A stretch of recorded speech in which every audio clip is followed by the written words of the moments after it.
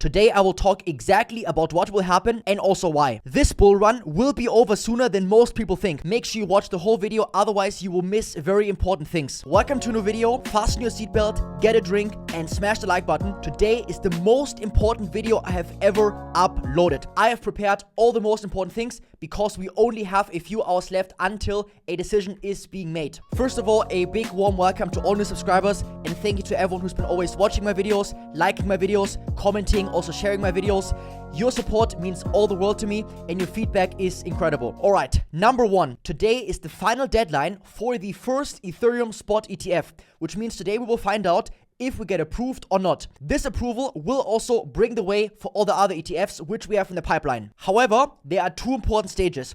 This today would be stage 1, which is the listing approval for the ETF. However, we also need the S1 file to also get confirmed so that all the ETFs can actually start trading. I think that both applications will almost simultaneously be approved, just like it was the case with Bitcoin. The reason for that is 2 to 3 days ago, the SEC actually spoke with all the ETF prospects and said, hey guys, please update all your applications and also remove the staking. Essentially saying, hey guys, if you do this, then we will approve it. For that reason also, I think they will almost be approved at the same time. Unfortunately, this will be bad for the Ethereum price, and I will also discuss later exactly why. So step 1, listing approval will happen today with a 75% chance. We also covered this 2 days ago on this channel, where the approval rate was only a 10% chance, and only a few hours later after my video, actually the chances increased to 70%, which also I anticipated and said in the video. This essentially means the vast majority actually thinks we will get approved, as I said, because the SEC spoke with the ETF prospects. Originally, it was planned that the ETFs will actually also include staking,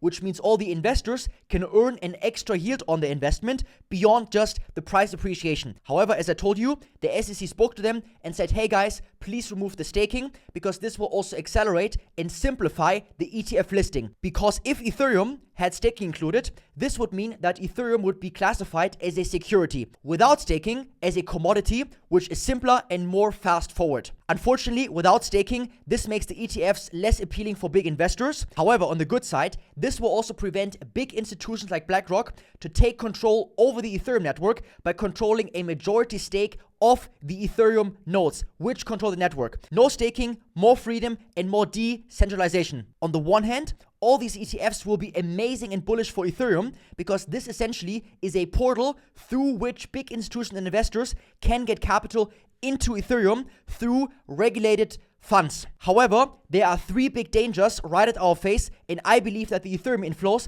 will actually disappoint and that this will be short-term bad for Ethereum. Reason number 1, we already had an Ethereum futures ETF since last year September. The inflow volume has been completely pathetic. We only had $125 million of volume on the futures ETF.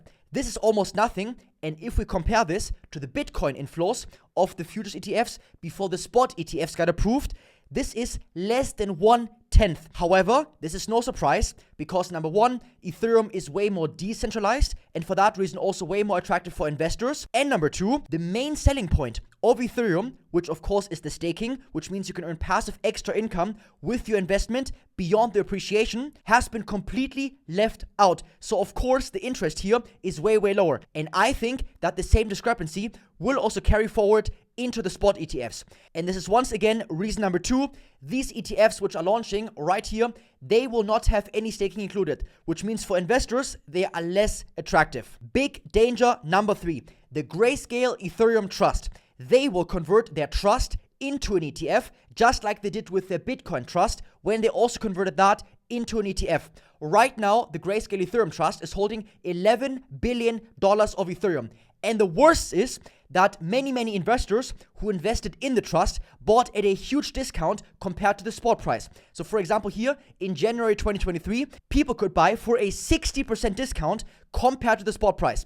And actually, if you look at the chart right here, most people bought way below discount, which means once this Grayscale Ethereum Trust gets converted into an ETF, just like we have in this list right now, this means that a big portion of the investors will dump Ethereum to the price to take profit. This means that most likely we will repeat the exact same scenario, which happened also on the Bitcoin ETF. We can see right here in red, the Grayscale Bitcoin ETF has been dumping Bitcoin constantly on the market since its conversion. from trust to ETF, while again, all those other ETFs had nice inflows the entire time. Grayscale is a big player and they move massive volume. We can see right here on the Bitcoin ETF flows that their outflows from their ETF surpassed essentially more capital than most other ETF inflows during the entire time. This means that while all the other ETFs most likely will have inflows, that this big player here will have also big outflows. Now let's discuss the most realistic and most precise price targets.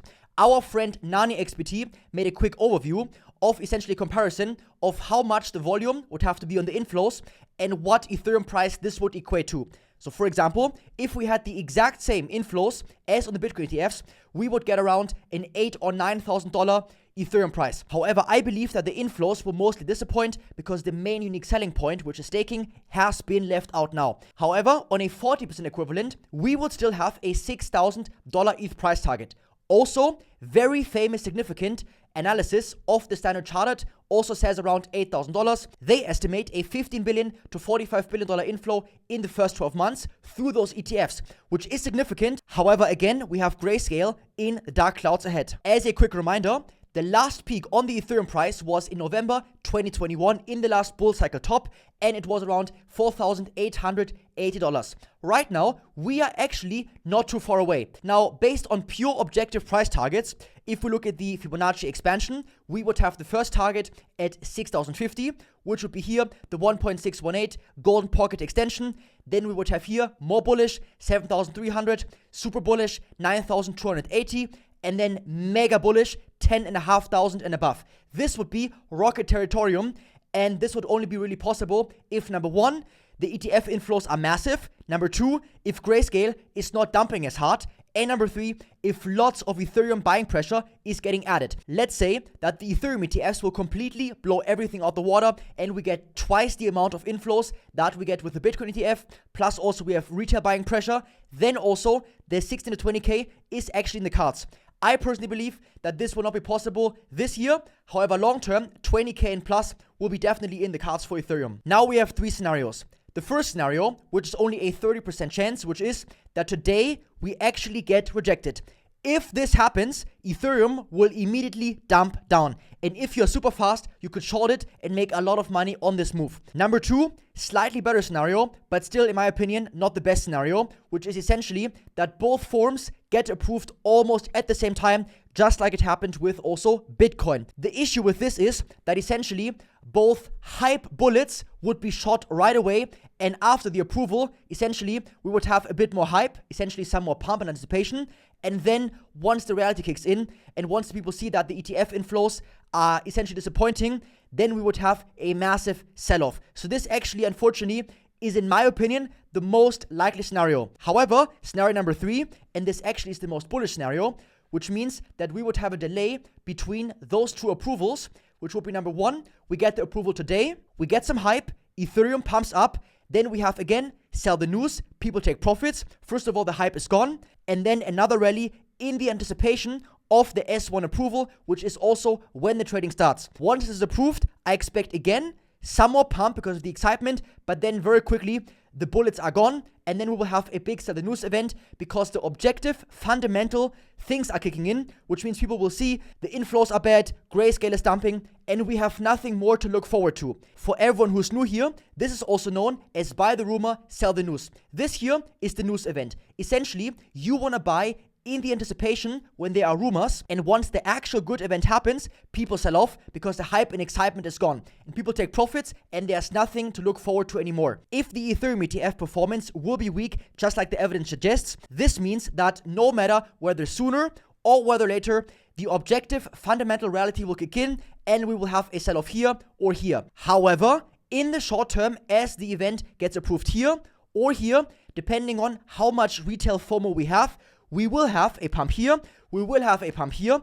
and also we will have a pump here. However, the pump will be over soon as the cold, hard reality kicks in. Let's cover Bitcoin. We had a rejection on the resistance zone right here, just like I talked about in the last video, and we liquidated lots of long positions right here. Now, we are at the retest area of this bull flag breakout, and it looks like we will actually maybe fail. We are right now already closing below it on the 4-hour chart. However, right below, we have one last chance here at the flip of this resistance zone, which could be support right here. So depending on the price action here, this could be a last minute resort bounce here, and we could finally have a big breakout. As you can see, I'm a very passionate painter. So right now we are literally hanging on to dear life on the support zone.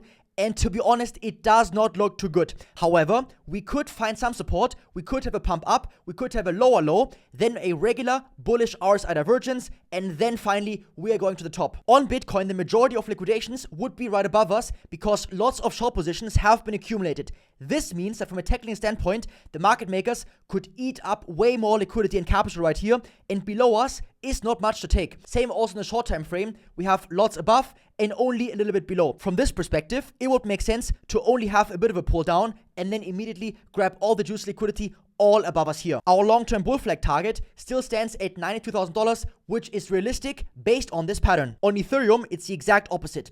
We have below us most of the liquidity because, of course, all those traders which are now anticipating the approval of the 19B4 file are right now long. So this will be an easy washout target for the market makers to shake them out before it really takes off if the ETF gets approved today. Also on short term, we have lots of liquidity laying right here. To be honest, this is really easy prey for the market makers, and it's not far away from us to just take this liquidity and this liquidity before we finally take off and bust through this resistance zone. Be aware of all scenarios and have a plan before you execute. I would always be a bit more conservative and also sell in stages and not everything at once. Long term, 20K and above is in the cards. This year, however, like I said, somewhere in the range of $6,000 to $10,000 is very realistic. Today was a special episode. We only have a few hours left. If you enjoy these detailed updates, please give this video also a like, leave a comment down below, and stay tuned for tomorrow's update. This bull run will be over sooner than most people think. We have to focus now and make the most out of it every single day. Thank you for your instant support. I will see you tomorrow. Peace.